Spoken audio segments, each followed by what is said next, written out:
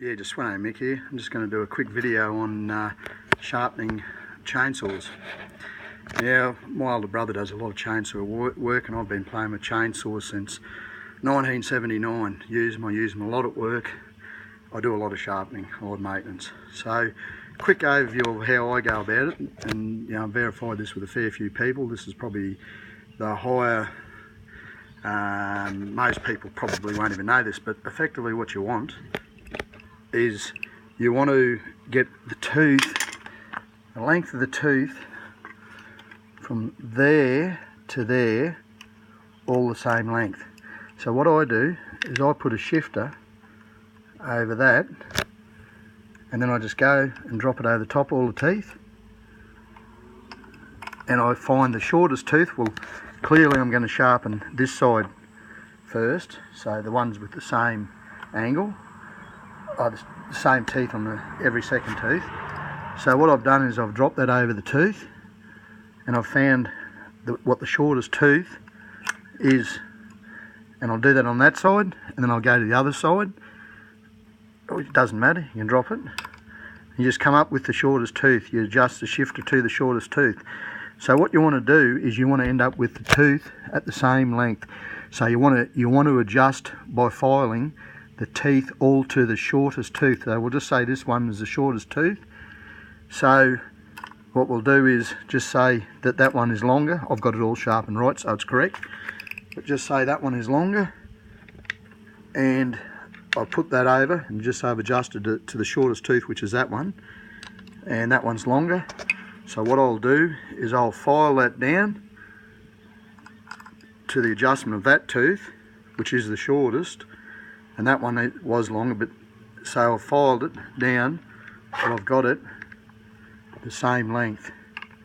So what that actually does, if you have teeth on one side longer than the other, it makes the chainsaw run.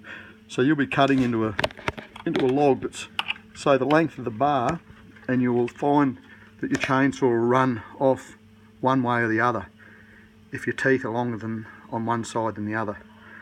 So, like I say, you just adjust it back to the shortest tooth, file it to the shortest tooth, which you've worked out. You can even put a piece of, mark it with a bit of paint so you know, and you just start at the others and bring them all back to the same length on both sides. The angles here aren't such a big issue. I sharpen my chainsaws just freehand. So on a lot of the teeth there's a little guide, a little nick guide, but you can vary your tooth angle depending on the type of wood you're cutting. So if you, in my opinion, the softer the wood, the sharper you can have the angle. The harder the wood, like we cut hardwood in Australia, you bring the angle back. But if you want to use a guide, they have the angle on them that goes over here, and the guide will have the correct angle, which is a common angle. I think it's 30 degrees that they normally work on, and so that's a good idea, the guide.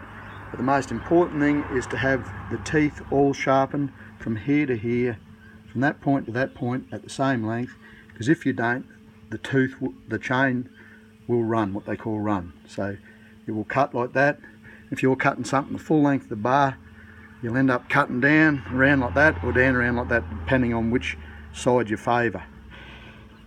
And also, the raker here is what determines how much wood you pull out. So that's actually like a depth gauge. So you get a raker depth gauge that sits on top, and you'll sit on there, and it goes up, butts up to there. And if the raker needs taken down, you'll just give it a flat file with a chainsaw flat file. Might take one or two rubs off it. Sometimes I'll take it down to the raker, depending on what I'm cutting. I'll take it with a raker file, and I might give it one rub after.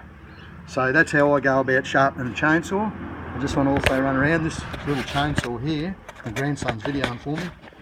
But this is a little Oleomac 941CX. It's quite a good little chainsaw. I don't have any problems with it, which it hasn't done a lot of work.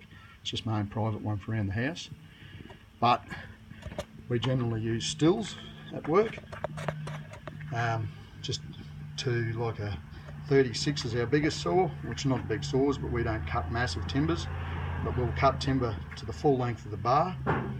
So I hope that little bit of chainsaw sharpening advice has got people a little bit more knowledge for people.